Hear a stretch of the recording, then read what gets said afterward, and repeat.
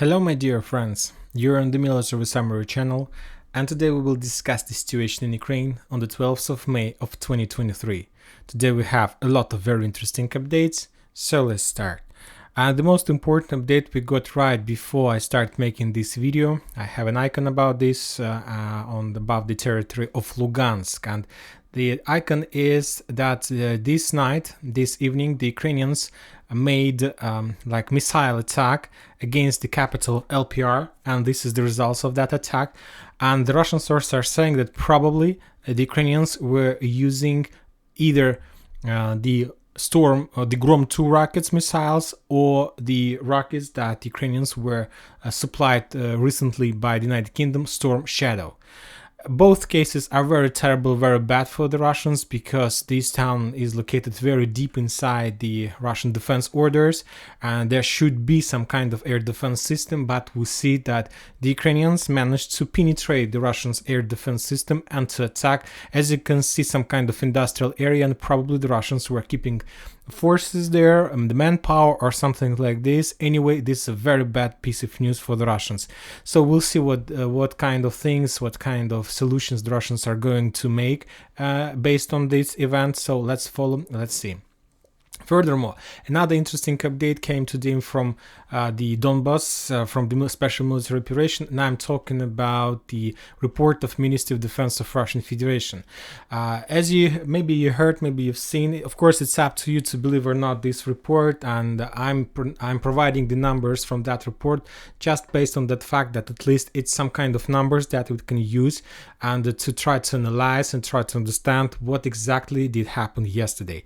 And of course, if you remember, yesterday there were a lot of panic. There was a lot of panic, and some sources were saying that it was just like some kind of media campaign from Ukrainian side or something like this, that there were nothing to worry about or something like this. But today, the Ministry of Defense of Russian Federation provided the final numbers of the fierce fightings yesterday in the vicinity of Bakhmut, and the Russians are saying that Ukrainians launched a series of counter-offensive operations, and the first one and the most important one was that Ukrainians tried to attack the Russian positions in the salient that located on the south, let's say on the west from Klishchiivka, this one.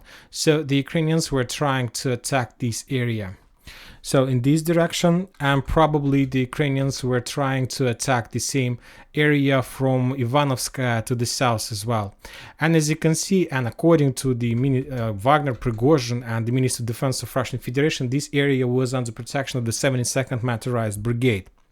I don't know the story what did really happen there, but Wagner, for example, Prigozhin reported, and they are saying that under the pressure of the Ukrainian forces, and mainly the Ukrainians were attacking using the 5th Air Assault Brigade and 80th Air Assault Brigade, and under the pressure the Russian 72nd Mechanized Brigade were forced to step back to Klishchiivka, or I'm not saying that the entire brigade is around 4,000 people. I'm talking just about the forces that were located in this salient belonged to the 72nd Mechanized Brigade. And we can assume, and based on the fact that the Russians were saying that mainly during the day they were attacking the positions of 5th Air Assault Brigade, 3rd Assault Brigade, and 80s, I assume that exactly these three brigades were the main forces who took part in this storm operation. So currently we can move this brigade to the south, to this salient, and we are not coloring or changing the color of this area.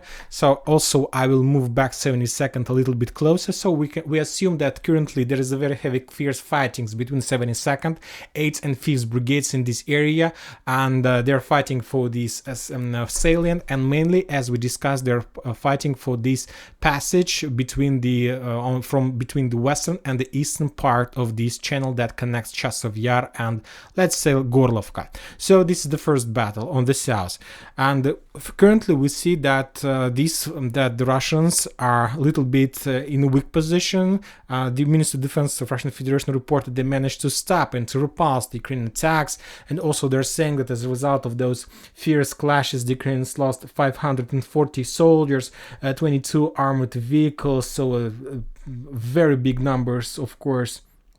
And but anyway, we see that the Ukrainians managed to achieve, but bigger success, better success the Ukrainians managed to achieve on the north. But before we go into the north, another interesting update that Wagner's, and to be more precise, Prigozhin, were forced to move his forces back to Klishchiivka, and to currently some sources are saying that Wagner's are currently holding or trying to keep the Klishchiivka fortification and not to allow the Ukrainians to to penetrate and to continue their offensive operations. Currently, Prigozhin and his forces are located in this area, and they're not giving the Ukrainians any chances to even if they're able to destroy or to collapse the 72nd Mechanized Brigade.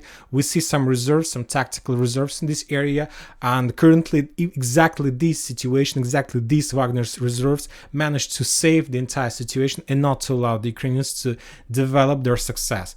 Another attack took place on the north. I have already updated this map because if you remember, this area between this lake and the railroad ways used to be under Russian control, and the Russian bridge had almost reached the 0506 road, this one, but as you can see, the Ukrainians launched a series of counter-offensives in this area, very short, operational, not even tactical level, and as the main attacks was from Bogdanovka in direction of this lake, and another attack took place on the south from 0506 road in direction of the railroad ways, we can assume, or we can call it like this. And as a result of those attacks, the Russians were forced to step back, and this flank is under protection of 106 Air Assault Division. At least we don't have any other numbers, any other information. Probably there are Salat or Balagan of different types of forces, but according, let's say, to Western Sources map, I got this information from the Western Sources map, from deployment map. I took this position, so probably this flank was under protection of some groups of 106 Air Assault Division.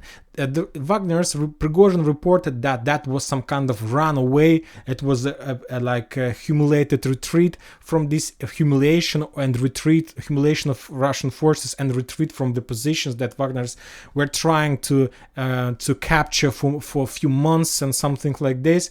But the Minister of Defense of Russian Federation is saying that was their decision, to step back from the open field positions in direction of the lake and to try to establish control and to establish their next defense line among more reliable positions. So this is the reply of Minister of Defense of Russian Federation. But furthermore, also some sources were saying that Wagner's in this case also were forced to move some reserves in Yagidna. So currently I suppose that Prigozhin have established their positions between Berkhovka and Yagidna in case if the Ukrainians are able to achieve some success and to penetrate and to develop further, because currently the situation is as follows. This is not just the northern flank of, let's say, local northern flank of Bakhmut battle, the Battle of Bakhmut. Furthermore, this is the hill. This is the highest position exactly in this area. This is the highest position. I will add some kind of, let's assume, with green color. So this area, this one is the hill. So this is the highest position in this area, and the hill is the height of this hill is around 190 meters.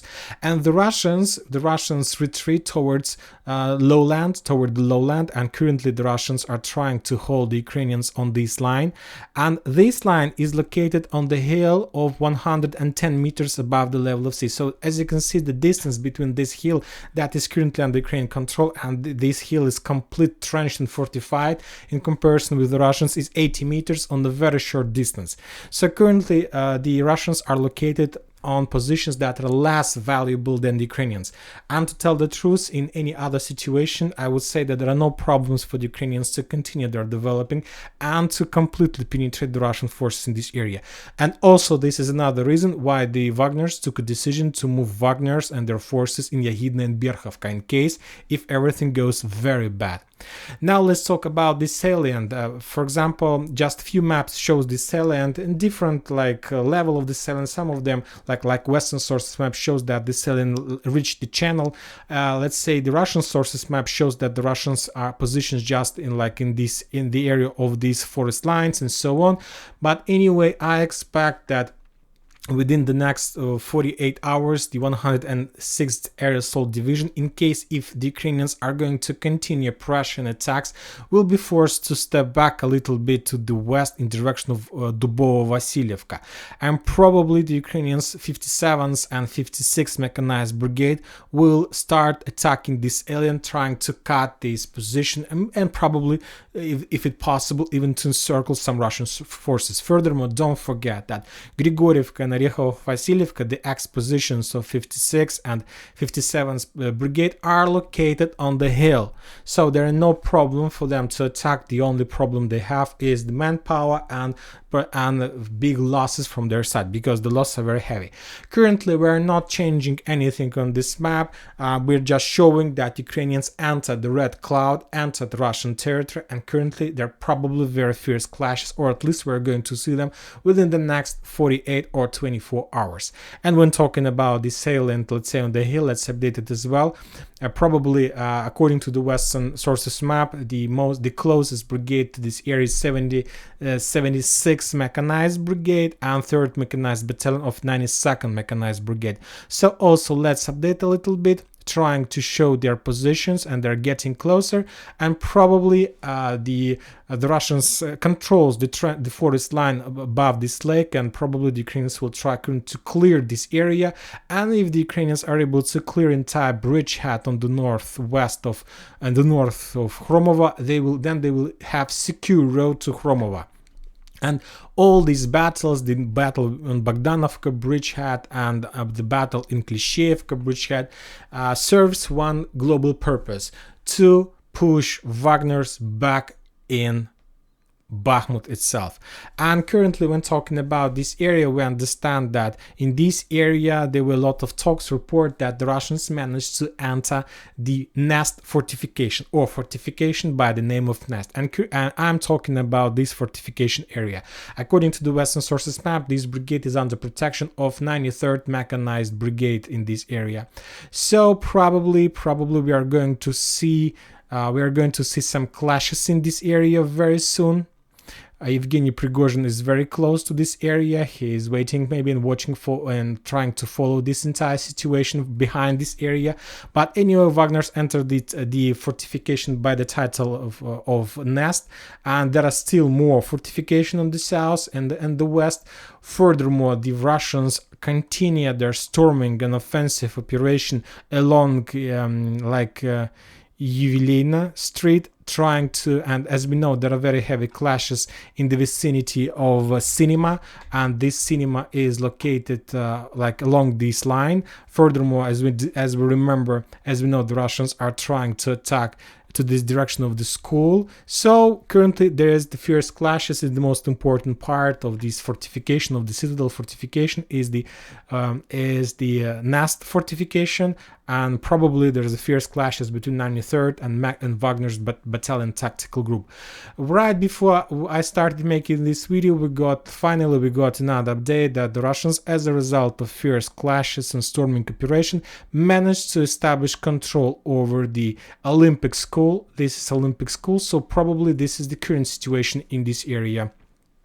So anyway, there is a progress from the Russian side, there is a huge progress, but from the other side, the Ukrainians are pushing Wagner's on the flanks. So we'll see how the situation is going to develop within the next few days, because the next few days is going to be very important. But some sources are saying that, at least when talking about the day before yesterday, that Ukrainians still haven't used any type of Western weapon. But today, for the first time, the Russian sources reported that the Ukrainians were using a tank Challenger to attack Russian positions, and mainly those attacks took place in the vicinity of Zaliznyanska. So the Ukrainians were trying to attack in this area, and if you remember, as a result of those attacks, the Ukrainians managed to penetrate the defense orders of the Russians somehow and to capture some positions, and currently they're trying to do something in this area. And the Russian sources are saying that they managed to shut down one Challenger. Later the Ukrainians sent some evacuation squad to get this Challenger out, and as a result of those operation, the Russians managed to destroy and Challenger as well. Another interesting update that, if you remember, the Ukrainians were attacking not just in the vicinity of Bakhmut. There were a few attempts to attack the Russians on Solidar front line, and also some sources were saying that as a result of those attacks, the Russians were forced to step back from Sako in Vanseti. It is a very small village, and I don't think that this village has a big value, at least at this stage phase of special military operation. But anyway, the Russians were forced to step back. There are no, to tell the truth, there are no buildings, there are no places where to hide. It was like a operational position, but anyway, the Russians took a decision, as we discussed in the previous videos. If there is a thing to choose between the bridgehead and the manpower, the Russians always take a decision to save the manpower, not the bridgehead. They can return bridgehead under the heavy fire of artillery. It's not a problem for them. The biggest problem for the Russians is the manpower. So currently they're trying to save and not to lose like manpower for nothing. So something like this. And this about Bakhmut, and this about the battle for Bakhmut. And one more time, let's return back to the Ministry of Defense report. They are saying that Ukrainians, when they're launching this offensive operation, they used around 1,000 soldiers and 40 tanks. Imagine yourself, 40 tanks. That's a lot.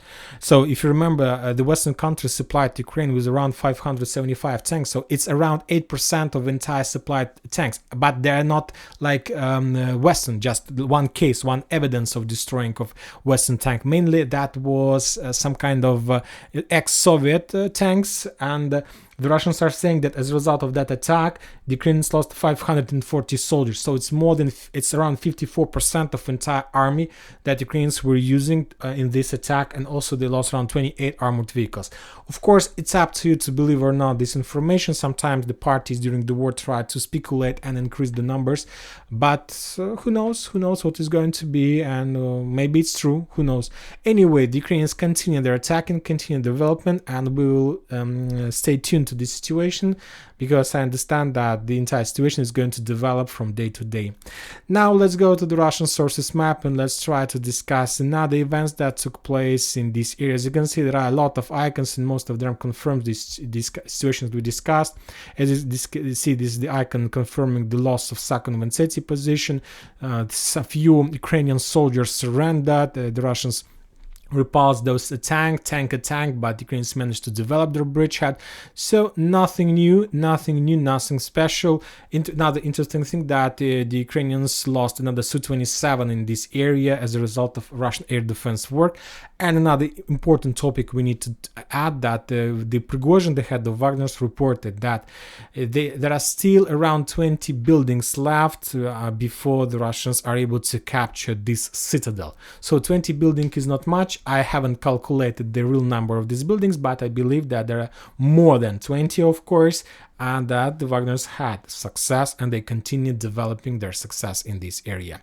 Now we're going to Donetsk. There are no changes, nothing happened in this area. When talking about new map, I haven't added just information about Donetsk, so the rest of the front lines we're going to cover using the Russian sources map and Western sources and so on. The only thing that we know that this map has been updated and currently Kamensk is under Russian control, and the Russians are saying that they are completely ready to start storming of Avdiivka. I'm not sure what exactly the Russians are waiting. I believe that they're waiting the normalization of the situation on the Bakhmut front line, and as soon as the Russians understand that the situation is fixed by the Russians, then they will launch offensive operation in this area as well. When talking about South Donetsk and Zaporozhye area, yesterday evening there was a very strange and very terrible update, and it was another like media attack from the Ukrainian side, and the Ukrainians were saying that the Russians were saying that Ukrainians used chemical weapon in this area, and today they say that it was a fake and there were no chemical weapon. But anyway, the Russians are saying that there is a very big level of losses of the Ukrainians in this area. So we can see that the intensifying of actions in this area continues, and Ukraine lost 110 soldiers and 3 armored vehicles, including 1 tank. And talking about Kherson area, no changes, nothing interesting happened there. Probably we are going to see some updates during upcoming night, because I expect that the Ukrainians are going to launch their marine operation from day to day, maybe from hour to hour, but for now they still haven't done this. And when talking about Kupiansk and Liman front line, there are no changes as well, just a little increase of the loss of the Ukrainians. Probably this is like just a regular situation based on the media attack that we saw yesterday. Nothing interesting. The Russians continue destroying the bridges on the border between Russia and Ukraine. Those bridges that Ukrainians are using to cross the border and to make some terrorist attacks on the territory of Russian Federation. So the Russians continue destroying using air forces, and currently published another video of that. So we'll see. And we can say that that's it. One more time before we finish this video. Important thing about the attack against the LPR. We're using the Storm Shadow rockets or Grom 2 rockets. This is a very important update, because if the Ukrainians do have such type of weapon, then it can change the entire situation. And probably the Russians do have some solution for that, but anyway, it can bring some success to the Ukrainians. And as you can see, the Ukrainians start using them right or during or before the beginning of the greatest counter-offensive operation from their side. And that's it for today. Military Summary channel reminds you to condemn any violence in Ukraine. Thank you for your watching. Subscribe to my channel, put your likes, join my Patreon, and have a good day. Bye bye.